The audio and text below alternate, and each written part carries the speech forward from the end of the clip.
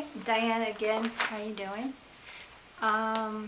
Well, I'm making another video. I'm surprising myself, actually. I mean, I made several, but you know, it's kind of hard to get to do this because I'm not really a talker.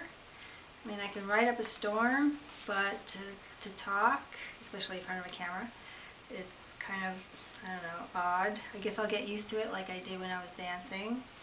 You know, initially, you know, I felt really uncomfortable because it was looking at me. But anyway, I just finished dancing, so excuse my garb. And I'm a little sweaty, probably. But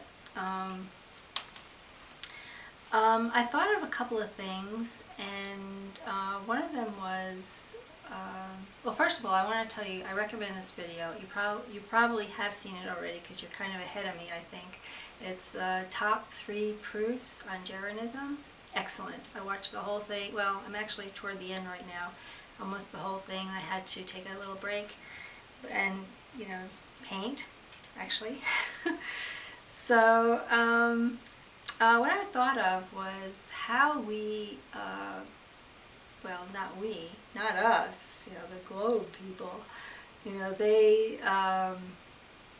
they prove things by association, it seems. Like, that's what I'm getting. When I say to someone, you know, the earth is flat, they'll say, well, all the planets, you know, are round, or spheres. So we've got to be spheres. It's natural, it's nature. And I'm like, okay, that's the end of that conversation. So, and you'll probably see me with this book a lot because I still can't get over it in some ways. You know, there's this thing with all these photographs of moons and planets and surfaces and just like crazy. I mean, like really. So, you know, we can't prove by association because, first of all, NASA has been totally discredited. I mean, they have no credibility whatsoever now. And so we can't, you know, they can't, you know, do this association thing. And I remember when I was a kid and my dad bought me this map of the solar system, and I was so excited. And, you know, you see the sun and then the planets going around it, and, you know, they depict it as like, you know, circling, and all the planets have, you know, one side dark and one side lit up by the sun. And so there's, you know, we still have this association. Well, the sun is all lighted up on one side, so all the planets have to be all lighted up on one side. But some of these planets are billions of years, billions of miles away. And so, you know, the sun to them is probably a little speck in the sky. So how is it lighting up, you know, a whole side of a planet? So this is this proof by association. I mean, I'm making this up, making this word up, but it's kind of strange. But it's not really the scientific method, is it? I mean, it's kind of not logical. I mean, sometimes you can use it, but I think for the most part, we cannot use that. So anyway, so I was going to tell a story, and I think that was suggested by Jazz Sinclair. And so I don't know if I should say my story or tell it now, but it's really long, and it's probably, I mean, I have lots of stories, but the one I thought of course, was my awakening story. And that awakening story started back in the 90s, actually. Of course, you know, we get these glimpses, you know, like little glimpses of light, like we're squinting and some light's coming in, and we think we're getting somewhere, and then, you know, we open up, it's like, wow, yeah, we got it, yeah, and then suddenly the earth is flat, and now what? Like, it's like a whole nother horizon we have to, like, get around, and there are all these other rabbit holes to go down. So we get these glimpses, and we think we've got it, and then pow. So my little glimpses came back in the 90s. early 90s. I wasn't much of a television watcher growing up so much as most people were. In fact, a good part of my life I didn't even have a television. In the 70s I didn't have a television. And I don't really, wasn't into shows. I'm sure I got my share, of television, but not like most people did. So, and news was something I watched sometimes, but in the 90s, it was when Ross Perot was running for president. And I actually admired this man, and I campaigned for him, and I watched everything he did and listened to everything he said. And then I would watch the news, and they would interpret what he said, and something was not jiving there. They actually twisted things, they added their opinions, and at that point I felt like I could never trust the media again. And that's where I woke up, because I looked so carefully and so closely at that campaign. And so after that, actually I went to his rally too. Went to his rally in Clinton, Pennsylvania. I was living in New York at the time. And, they couldn't get anything by me. So that's where, they lost all credibility. The media did. And then I started listening to other things, going on in the media. And at that time, close to that time, I actually founded and published a magazine called Art and Politics. And that was because artists in New York City were being arrested for displaying and selling their work on the streets. And I was one of those artists that risked arrest. I was selling my wares on the street, my art. And so I thought I would get the word out, because some of that information, or most of that information, was suppressed. So I would get it out to the world, I felt. And I wanted to change the world. That was my big ambition, change the world. So I produced this magazine, and it started to get bigger than myself. And it was distributed throughout the United States and Canada. I had 2 distributors, one in New York and one in California. It was in Barnes & Noble, believe it or not. And so it was more than just art politics. It was politics. And I had writers, people would contribute writing.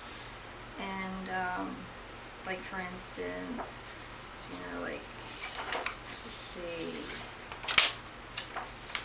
what do you get with GAT? It was extensive. A little tiny magazine, but, it had political magazine, like real politics, not just art.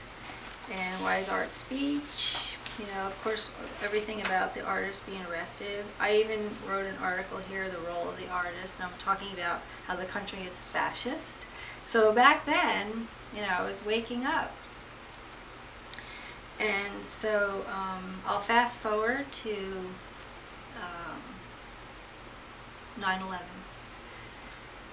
Someone sent me a video. I was actually in Italy at the time, 9/11, and I was there for several months. And so I didn't really get the full impact of 9/11, and the only thing I could think of was terrorism too, because my awareness was not fully developed either. So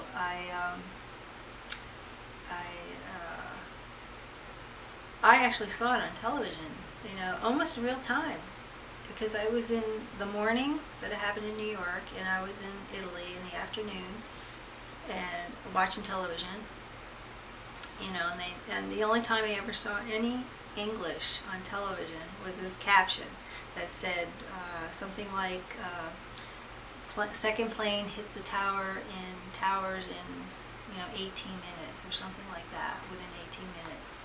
And I was like, wow, terrorism. And I scrambled around looking for a paper or something in English, read about it.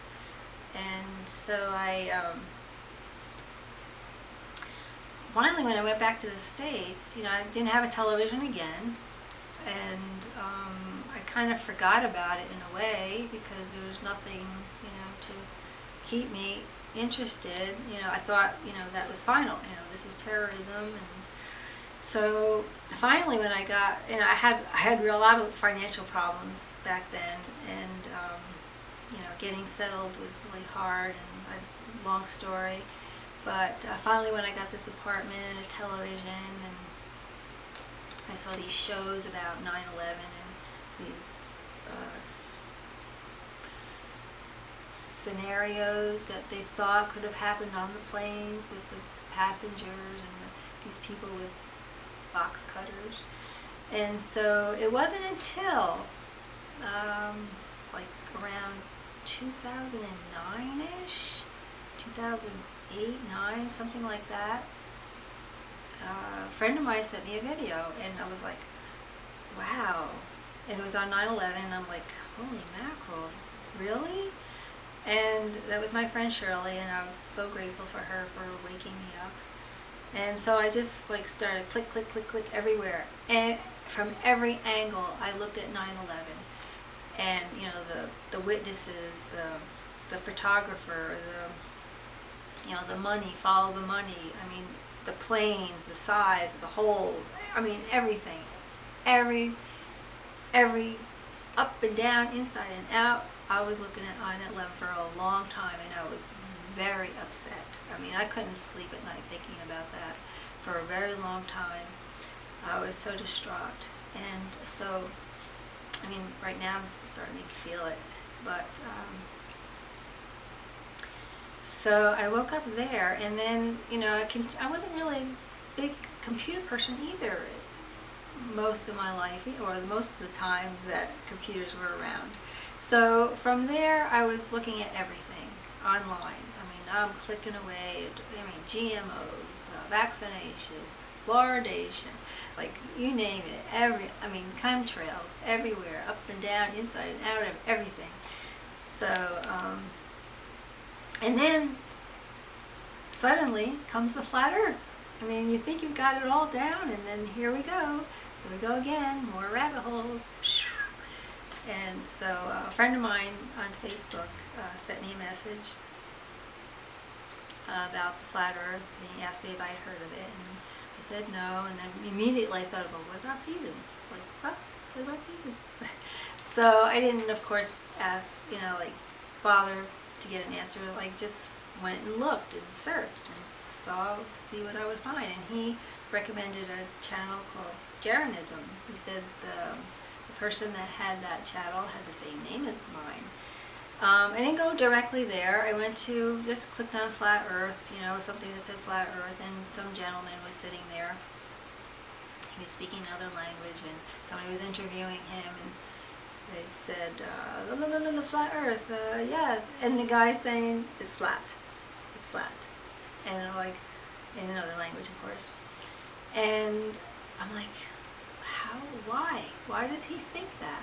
That was my question. Why does this man think the Earth is flat? I have to know. So I'm clicking away, and finally I get to Jeranism, and I listen to his story about how he questions things, and then of course the flat Earth part. And then I'm clicking away, and I'm like, I got it.